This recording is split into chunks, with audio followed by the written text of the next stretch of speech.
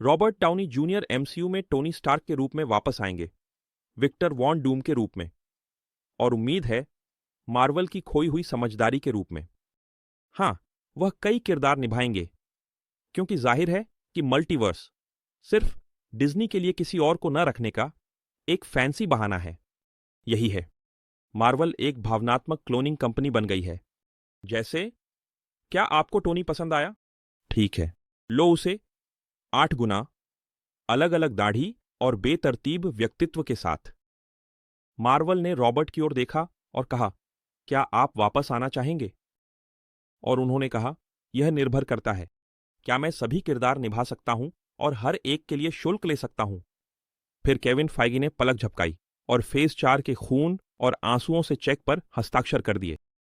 और अब हमें हाइड्रा के ब्रह्मांड से में टोनी स्टार्क मिलेगा।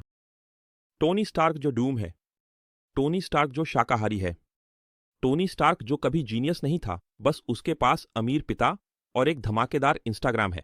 फिल्म में इतने सारे टोनी स्टार्क होंगे कि पीटर पार्कर एक कटे हुए संवाद वाले सहायक कलाकार जैसा लगेगा।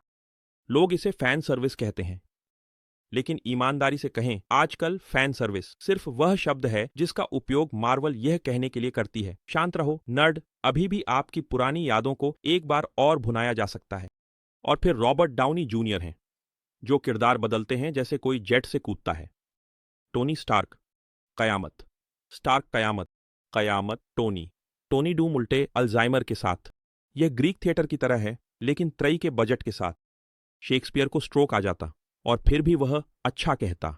आरडीजे को खुद के साथ अभिनय करने का विचार मूल रूप से यह कहने जैसा है, आपने गरिमा के साथ मर गए, लेकिन अब आपको दोगुना काम करना होगा, जैसे कॉमिक कॉन में एक प्रशिक्षु।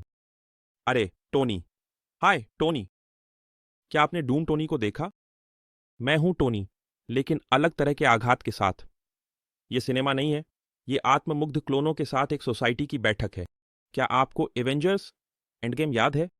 याद है जब उसने कहा था, मैं आयरन मैन हूं, और हम रो पड़े थे। अब वह वापस आकर कहता है, मैं आयरन मैन हूं, डॉक्टर डूम हूं, अंतर आयामी बेकरी का मालिक हूं, और मैक मल्टीवर्स का मैनेजर भी हूं। और आप, जो बलिदान के साथ भावनात्मक रूप से जुड़े थे, अब यह जानकर कि शोक का कोई मोल नहीं है $50 मिलियन के अनुबंध के सामने। कुछ प्रशंसक इसे इस तरह से बचाव करेंगे, लेकिन यह कॉमिक्स में कैनन है। दोस्त, कॉमिक्स में पीटर पार्कर ने मेफिस्टो को अपनी आत्मा बेच दी थी ताकि आंटी मे को बचा सके। यदि कॉमिक्स विवेक का मापदंड होता, तो मार्वल दशकों से बंद हो चुकी होती।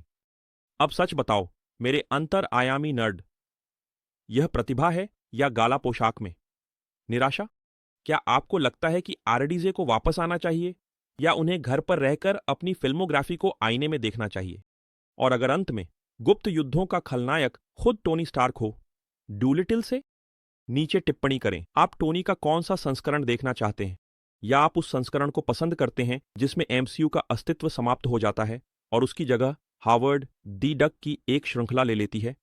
चैनल को सब्सक्राइब करें, क्योंकि अगर मार्वल पूरी तरह से पागल हो जाती है और आयरन मैन किड्स की घोषणा करती है, तो मैं यहां हंसते हुए और एक साथ पागल होते हुए रहूंगा। Robert Downey junior, Tony Stark, Doom, और संभवतः मल्टीवर्सल पार्किंग गार्ड के रूप में।